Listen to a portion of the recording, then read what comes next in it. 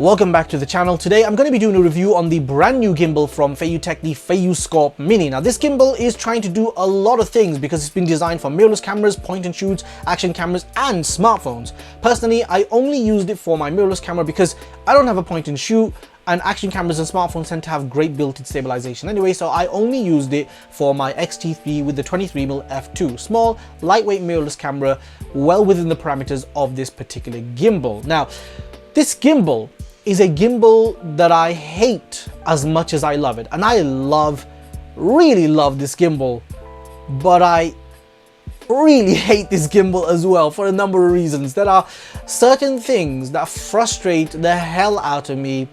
And the first bit of experience that I had with this gimbal was the fact that I just couldn't balance it. Like with the X-T3 and the 23mm f2, I just couldn't balance it. I spent so long trying to balance it, and I know how to balance gimbals. I've done plenty of reviews on lots of different gimbals, especially FeiyuTech gimbals, so I know what I'm doing when it comes to gimbals, but this one, I just couldn't balance it, and the X-T3 is within the limits of what this gimbal can accomplish, but I just couldn't balance it. Fortunately, it didn't matter, because when I switched it on, it was fine. So I don't know, it was just a frustrating experience at the beginning, but that's one of the minor points. Second issue that I don't like about this gimbal is the fact that it just feels a bit cheap. Like the build quality isn't that great. It's like cheap plastic, you know, it's not well built in that regard. And I'm comparing this to many other gimbals that I've used from FeiyuTech, and maybe it's unfair, maybe this gimbal isn't designed for professional use, but I've got it over here, that's why I keep looking here, but you know, maybe this gimbal isn't designed for professional use and that's why it's made with relatively cheaper materials. But even the less expensive gimbals that I've used from FeiyuTech in the past, they were better built than this gimbal. So I don't think that, oh, it's not made for professionals is a good excuse. This is just cheaply made. It just feels a bit like a toy. Like, I don't mind plastic on a product, but this is just cheap plastic, if you know what I mean. Third thing is honestly a deal breaker in most cases, and that is the fact that this doesn't have removable batteries. The batteries are internal. You can only charge the gimbal from the gimbal, and once the battery runs out, you've just got a dead gimbal. So that excludes this gimbal from any kind of professional use. If you're a professional photographer, videographer, or someone, you know, who's using gimbals or anything like these types of equipment for your work, this is not the one for you. This is complete amateur equipment. It doesn't have any external or removable batteries, so you don't have the ability to do those long shoots. And also it's less reliable, because if the battery dies in this gimbal, then that's it. The gimbal's gone. You can't really do anything or do a great deal about it. So that is a major flaw in this gimbal. No removable batteries. Completely excludes it from any meaningful types of work. Another thing that I hate about this gimbal, and I really hate this feature about this gimbal, because it's not a feature, it's just bad design, like terrible design. That is, the on and off button is on the side over here. Now you store this gimbal generally flat on its side, and the on and off button, it's not the fact that it's on the side, it's the fact that it's on the side and it sticks out. So when you're storing this gimbal in a bag, there's a high chance that it's going to switch on and then just stay on for however long you leave it in the bag, meaning that when you end up getting to the shoot, the battery is mostly drained. And this happened to me several times, even when I was being very conscious about the fact that I'm trying to prevent the button from being pressed. Still, somehow the button would get pressed and get switched on, and then I'd take it out and I'd be like, oh, it's already switched on. That is terrible design. Some of the worst bit of design I've ever seen on any product. It's a protruding power button on the flat side where you would normally rest it, and it really does switch on. So also no removable batteries, so once the battery is dead, then it's dead. So yeah, I hate that about this gimbal. The other thing I hate about this gimbal is that whenever you switch it on, it's constantly in lock mode, and you have to go into the menu and put it into PF mode or whatever other mode you want. It doesn't remember your last option selected, so it keeps going into whatever mode, it keeps going into lock mode regardless of what you were using last. And the reason why that's a problem is because it doesn't have any removable batteries, so you have to keep switching it off when you're not using it, and when you keep switching it off and you keep switching it back on, it keeps defaulting into that lock mode. So it's just one of those frustrating little things that annoys the hell out of me. And oh, I want to punch it sometimes, but I won't, because it's actually quite a good gimbal. I'm going to get to that in a moment. The last thing that I hate, oh my god, I hate this so much about this gimbal, and that is the plate mechanism. Worst plate mechanism ever. Most convoluted, over the top, stupid design plate mechanism I've ever seen on any gimbal. When I mean plate mechanism, I mean the mounting plate that you use for this gimbal. Now, I gave up trying to use the plate mechanism for this gimbal. I have no idea what the hell is going on with that plate. Like, there are certain parts of the plate mechanism, I don't even know what it is. Like, what is this? What the hell? It doesn't fit anywhere. And it doesn't have a screw or anything like that on the bottom for you to attach to anything. So I don't know what this is. It looks like an Arca plate, but it's not. And it doesn't fit anywhere properly. And it doesn't have the screw in there either. So I don't know what this is.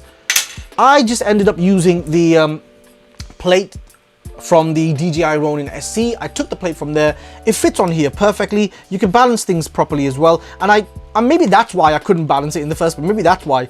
Maybe that's the reason. But honestly, I would rather use this plate system as opposed to the FeiyuTech plate system, because this is so much easier. It fits on perfectly. Why wasn't this an option? Why wasn't something like this an option for this gimbal instead of the over-the-top plate? I know I'm going on about the plate mechanism, but honestly, pisses me off so bad. That plate mechanism, stupid design. Basically, this whole gimbal has great design elements and equally terrible design elements as well. But that's all the bad stuff. That's all the stuff that makes me hate this gimbal. But let me tell you about why I love this gimbal, because this gimbal is freaking awesome when it comes to the kind of footage it produces. The footage is beautiful. I didn't balance this camera on the gimbal properly, and it's still ridiculously stable. So good. Even close up, when you're close up to a subject, brilliant. Honestly, so impressed with the gimbal. In terms of motors, I set it up so that I did the automatic tuning. It automatically tuned the camera, and then away it went. Not a single glitch. Once you've got it going, once you start using this gimbal, it's just beautiful. Utterly beautiful. I love the footage that it produces, and I'm going to switch it on because this gimbal isn't balanced correctly, but when I switch it on, it just works. Like, this is just a fantastic gimbal. Look, it's in lock mode again. I'm going to put that in PF mode, and I love that. You know, a lot of the design elements which come down to when you're actually filming, they're great. You've got an FPV button on the side over here, so if you want to move it in every direction without any limitations, you've got that ability to do that, and I love that. You've got the double tap trigger on the front as well, so you can reset it directly to the original setting, and you've got this arm sling or handle on the back. So you've got two ways of holding it. You've got the bottom mini tripod, and then you've also got this handle over here. Great design. A lot of gimbal manufacturers are starting to use this design element, and it's great because you can do underslung mode or undersling mode. Underslung mode, so you can film those low angle shots and you can shoot those high angle shots as well. In terms of footage, this is one of the best that I've used. It's tiny in terms of the proportions of the gimbal. It fits in the back pocket of my backpack, so I can take it virtually anywhere, as long as I make sure that it's stored in a way where the on and off button doesn't get activated or triggered. This gimbal is my favorite gimbal right now, and it is my main gimbal. So I was using the DJI Ronin SC. I've stopped using that because I prefer this gimbal purely because it's a lot more stable. Like, honest to God, it is so much more stable. It doesn't have those little micro jitters that I used to have occasionally with the Ronin SC. It's rare, but it used to happen a lot more often with that one than this one. So other than the major frustrating elements that I had to suffer through with this gimbal, this is my favorite gimbal right now. It is one that I recommend unless you're planning on using it for professional use. So if it had removable batteries this would be one I would recommend for lots of different creatives who are looking for an inexpensive, small, lightweight gimbal that they can use for those smaller camera setups, because it's so good.